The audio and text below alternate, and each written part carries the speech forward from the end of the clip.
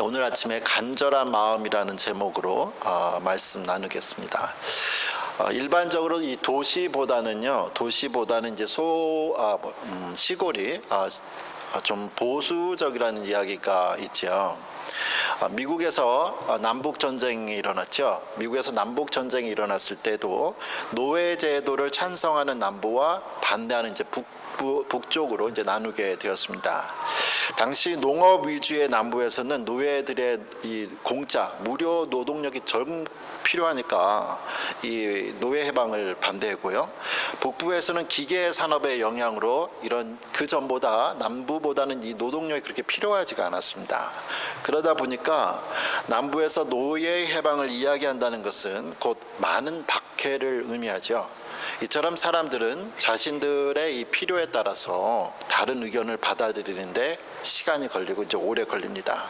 바울도 이제 하나님의 뜻을 따라서 유럽에서 복음을 전하지만 사실은 가는 곳마다 하나님의 뜻인 줄 알고 갔는데 가는 곳마다 박해를 당하죠. 특별히 오늘 읽은 바로 앞의 내용은 이 데살로니가 지역에서 일어났는데요. 데살로니가 지역에 있던 유대인들에게 큰 핍박을 받아서 오늘 피해서 오늘 본문인 이 베레아라는 지역으로 이동을 합니다. 바울이 이제 베레아 지역에서도 와서 회당에서 유대인들에게 예수님에 대해서 이야기할 때 무슨 일이 일어났는지 사도행전 17장 11절 보면은요. 베레아에 있는 사람들은 데살로니가에 있는 사람들보다 비교가 되죠. 더 너그러워서 간절한 마음으로 말씀을 받고 이것이 그러한가 하여 날마다 성경을 상고했다, 깊게 생각했다라는 거죠. 그 결과 그 중에 믿는 사람이 많고 또 헬라의 귀부인과 남자가 적지 아니었다. 그냥 일반 평민이 아니에요. 귀족들까지도 믿게 됩니다. 데살로니가에 있던 유대인들과는 달리 이곳 베레아에 있던 유대인들은 바울이 전하는 것을 잘 받아들이고 복음이 전해지죠. 신약 성경은 27권으로 되어 있는데요. 그 중에 바울이 쓴 편지가 13개입니다. 이 13개 중에 개인적으로 보낸 게 있고요. 교회 앞으로 보낸 게 있는데요. 교회 앞으로 보낸 것 대표적인 것들이 이제 데살로니가 전후서, 빌립보서, 고린도 전후서, 갈라디아서, 로마서 이런 게 이제 있습니다. 그런데 지금 우리가 본 베레아 지역에는 편지를 안 보냈어요. 왜 그럴까? 어떤 목사님의 글을 보니까 바울이 편지를 보낸 교회들은요 다 문제가 있으니까 제발 좀 신앙생활 똑바로 하라고 편지를 보내는 거예요. 잘하고 있는 애, 공부 잘하고 있는 애 공부하라고 얘기할 필요가 없는 것처럼 신앙 잘하고 있는 베레아 사람들하고는 너무 잘하고 있으니까 편지를 보낼 필요가 없었다는 글을 읽었습니다. 베레아 교회가 복음을 잘 받아들이고 또 특히 바울이 따로 편지를 쓸 필요가 없을 정도로 모범적인 신앙을 한 이유가 이제 11절에 제가 하이라이트 표시를 해놨죠. 3가지가 있는데 첫 번째는 더 너그러워서, 두 번째 간절한 마음으로 말씀을 받았다. 그리고 세 번째, 그리고 이것이 가르친 것이 정말 그러한가 하여 날마다 성경을 자기들이 확인해 봤다라는 거죠. 이러한 모습이 우리의 또 신앙의 모습이 되길 원합니다. 첫 번째, 너그러웠다라는 이 단어를 보도록 하겠습니다. 너그러웠다라는 단어는 아직 너무 빨리 가셨어요. 예, 너그러웠다라는 단어는 이 노블 캐릭터라고 영어로 되어 있죠. 오늘 영어 설교 본문도 노블이라고 되어 있었는데 귀족이에요. 귀족. 너그러웠다. 귀족. 우리 노블리티. 귀족, 귀품, 고품 있는 사람들. 이렇게 할 때 노블이라는 단어를 쓰죠. 현대인의 성경에서는 이 너그러웠다라는 표현을 고상한 사람들이라는 표현을 쓰고 있습니다. 우리가 사용하고 있는 성경 개역 개정 바로 앞에는 어떤 표현을 썼냐면 그들이 더 신사적이었다라는 신사순녀 여러분 할 때 신사라는 단어를 써요. 신사적이었다라는 표현을 쓰고 있습니다. 그래서 이 원래의 의미는요. 고귀한 혈통의, 귀족이라고 했잖아요. 고귀한 혈통의 좋은 가문에서 태어난이란 의미를 가지고 있습니다. 왜 사람이 고귀하다, 고상스럽다는 표현도 있지만 왜 상스럽다, 천해 보인다 이런 표현도 있죠. 상스럽다, 천하다, 말하는 투나 표정 하나하나가 왠지 사람들의 존경을 받지 못하는 경우를 가리고 있는데, 지금 이거는 고상한 가문에서 고귀한 혈통에서 예의 바르게 잘 자랐어요. 듣고 배우기를 잘한 사람은 뭔가 다르게 너그럽고 고상하고 신사적이다, 젠틀하다는 거죠. 신사적인 행동은 다른 일반 사람들의 의견을 일단은 듣습니다. 너그러운 사람은 나와 다른 말을 하는 의견을 받아들여요. 그래서 공동성경이라는 성경 번역본에서는 이 너그럽다라는 것을 한국말에서는 마음이 트인 사람이라는 표현을 사용하고 있습니다. 고상한 사람은 나와 다른 것을 말하는 사람에게도 품위를 지키며 그 사람을 배려하고 말하고 행동한다는 거죠. 바로 베레아에 있던 유대인들이 데살로니가에 있던 유대인들과는 다른 마음의 자세로 바울의 가르침을 받았습니다. 데살로니가 지역의 사람들은 그들이 알고 있는 것과는 전혀 다른 말을 하는 바울의 가르침을 듣고서는 바울을 나쁜 사람으로 본 거고 핍박하고 소란을 일으켰죠. 견딜 수가 없으니까 바울이 도망 나온 거예요, 그쪽을. 하지만 베레아 사람들은 달랐습니다. 그럼 우리는 어떨까? 적용해 봐야 되는데 우리는 어떤 성품일까요? 새로운 가르침이나 새로운 사람들이 왔을 때 우리는 어떻게 대하고 받아들이는가? 데살로니가 사람처럼 내가 알고 있는 기존 지식과 틀리니까 배척하고 핍박하나, 그들의 마음을 닫아버리는가? 아니면 이 베레아 사람처럼 정말 고상한 사람들인가? 마음이 확 트인 사람들인가? 너그러운 사람들인가? 신사적인 사람인가? 생각해 보게 됩니다.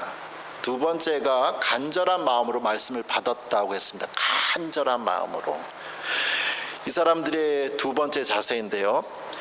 이 베레아 사람들은 바울의 가르침을 그냥 듣던지 말던지, 너는 얘기해라 말아라, 대충 안 들었다는 거예요. 간절한 마음으로 말씀을 받았다는 거죠. 마음을 확 열고 들어보는 거예요. 일단 저 사람 무슨 얘기하는가?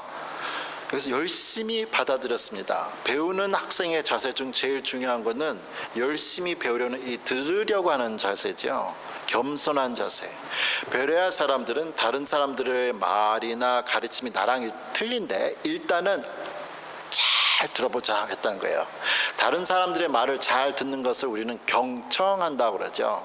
경청은 한자 경자가 있는데, 경자는 앞에가 경사졌다, 각도를 나타내는 건데 앞에 각도가 이렇게 기울은 거잖아요. 근데 앞에 사람 인자가 있어요, 한자에. 그래서 상대방이 말할 때 그래도 말해봐, 꼿꼿이 쓰는 게 아니라 고개를 기울여서 그래 기울일 경자가 기울이는 거예요, 경청은. 그래서 기울이는 건데, 이제 청자를 한번 다시 보도록 하겠습니다. 경자 봤고요. 이제 청자는 이게 이제 아주 많은 의미를 가지고 있어요. 한자가 있는데요. 1번, 2번, 3번, 4번 이렇게 돼 있잖아요. 1번은 귀, 한자로 귀자잖아요. 귀이자가 들어가 있습니다. 그죠? 근데 그 4번 귀 밑에 왕자가 있는 한자로, 그는 귀가 아주 큰 귀를 말해요. 대왕귀를 말하는 거예요. 아주 큰 귀를 가지고 다른 사람의 의견을 듣는 거예요. 귀를 활짝 여는 거예요. 그런 뜻을 가지고 있습니다. 그리고 2번에 보니까 진지한 눈목, 열십자에 10개를 나타내는 십자에 눈목자가 있잖아요. 진지한 눈빛이에요. 그냥 대충 이렇게 한번 보는 게 아니고 눈이 뚜레하고요, 10개의 눈을 가지고 빡 이렇게 보는 거예요. 그 고개를 앞으로 당겨서 귀를 잘 듣고, 그리고 마음은요, 마음이 하나 일자 마음 심자 밑에가 있죠. 진심을 담아서, 진심으로 하나의 마음으로 갈려지지 않고, 저렇게 말하는지 맞는지 한번 두고 볼까, 두 마음 갖고 보는 게 아니고 한 마음으로 보는 게 이 청자예요. 한자가 그렇습니다. 이걸 이제 다시 한번 다른 그림으로 이제 쉽게 보면은요, 들을 청자는 크게 듣고 보고 마음을 여는 것, 공감하는 게, 그게 경청인 거예요. 바울은 교회 지도자의 자질을 말할 때 마음이 탁 트이고 잘 듣는 것을 아주 중요하게 생각했습니다. 디도서 1장 7절과 8절에 감독은 하면서 조건을 나타내는데요. 하나님의 청지기로서 책망할 것이 없고 여러 가지 있는데 그 중에 오늘 설교 본문과 관련돼서 제 고집대로 아니하며 급히 분내지 아니하며, 내 마음대로 하니까 막 화냈던 이 데살로니가 사람들처럼 되지 말아라는 거죠. 그러면서 술을 즐기지 아니하며 구타하지 아니하며 더러운 이득을 탐하지 아니하고 오직 나그네를 대접하며 선행을 좋아하며 신중하며 의로우며 거룩하며 절제하며 하면서 많은 조건 중에 제고집대로 하지 않고 급히 분내지 않는 게 지도자의 자격 중에 하나다.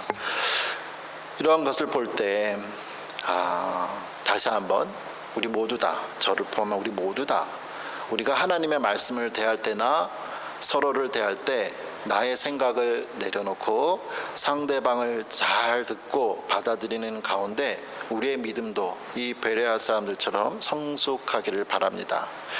이제 베레아 교회의 좋은 습관 세 번째 보도록 하겠습니다. 사도행전 17장 아까 읽은 걸 다시 보니까 세 번째, 이것이 그러한가 하여 날마다 성경을 상고했다. 마음을 잘 열고 받아들였잖아요, 이 사람은.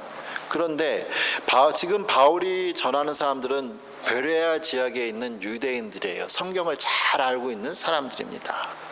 이들은 자신이 듣고 있는, 바울을 통해서 듣고 있는 새로운 것을 일단 받아들였죠. 잘 들었어요. 무조건 잘 들었습니다. 근데 무조건 받아들인 게 아니라 이게 사실인지 아닌지, 정말 성경은 무엇을 말하는가 하고 성경을 비교했다라는 거죠.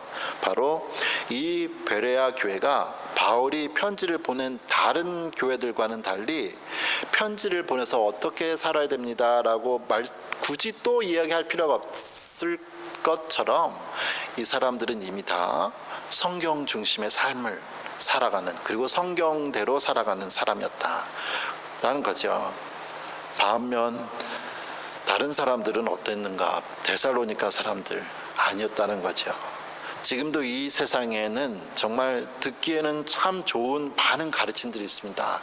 정말 좋은 가르침들이 많이 있습니다. 우리도 기독교인이 이 세상에 살기 때문에 그것을 듣고 배우게 되지요. 그러나 그것을 다 받아들여야 되는가? 그 가치관을 우리가 받아들여야 되는가? 그 기준은 무엇이 되는가? 바로 성경은 그럼 무엇이라고 말씀하는가? 지금 학교에서는 이걸 이렇게 가르치고 정치 지도자들은 이렇게 가르치는데 과연 성경은 뭐라고 말씀을 하시는가?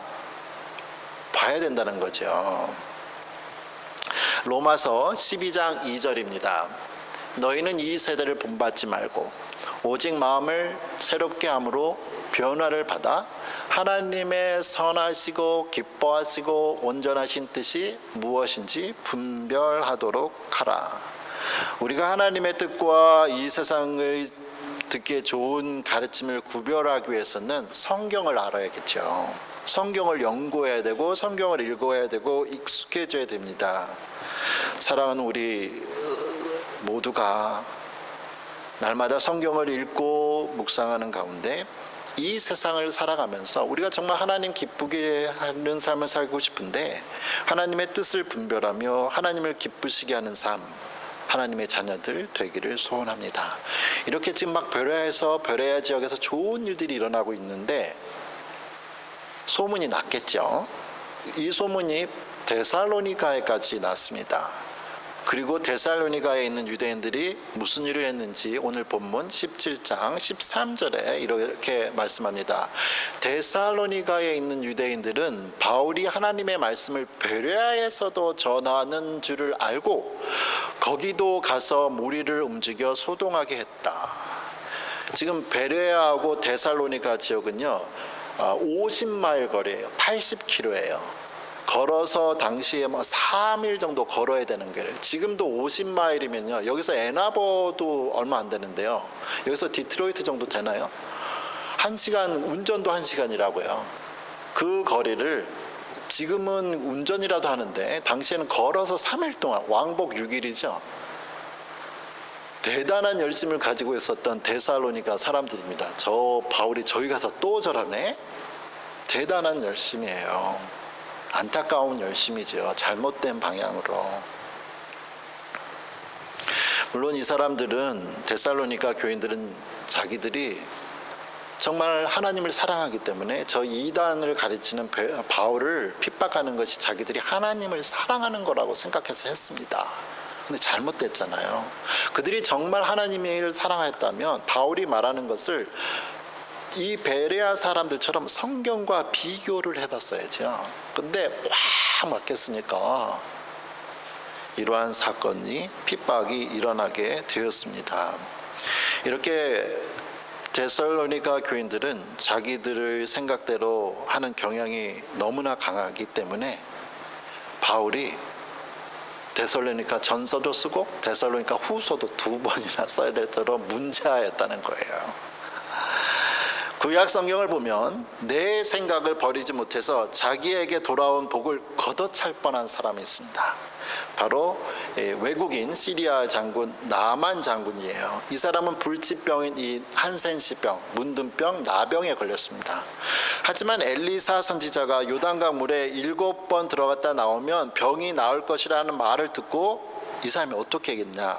열왕기하 5장 11절 12절에 이래요. 나만이 노하여 물러가며 이르되 내 생각에는 그가 내게로 와서 서서 그의 하나님 여호와의 이름을 부르고 그의 손을 그 부위에 환부에 흔들어 나병을 고칠까 하였도다.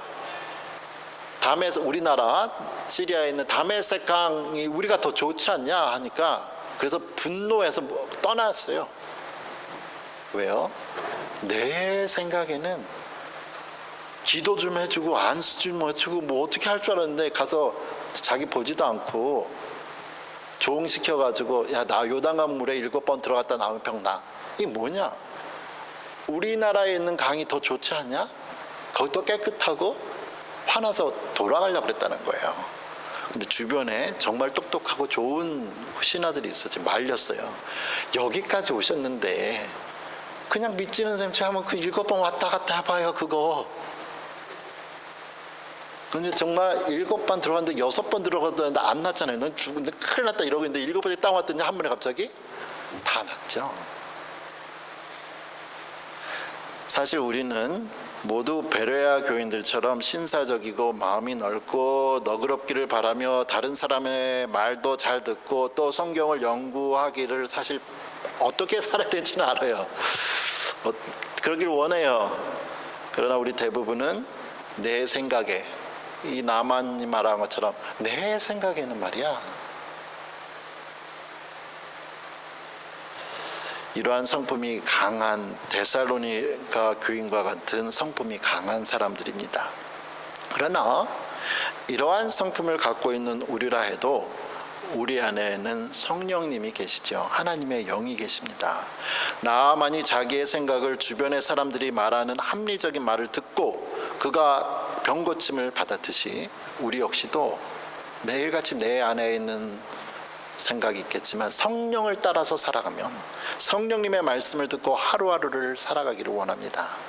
그래서 우리 안에 있는 데살로니가인들의 성품이 베레아 교인들의 성품으로 바뀌고 우리가 하나님이 원하시는 개인, 가정, 교회 그리고 이 사회의 일원으로 살아가는 복이 있기를 축원합니다. 아멘. 예, 기도하겠습니다.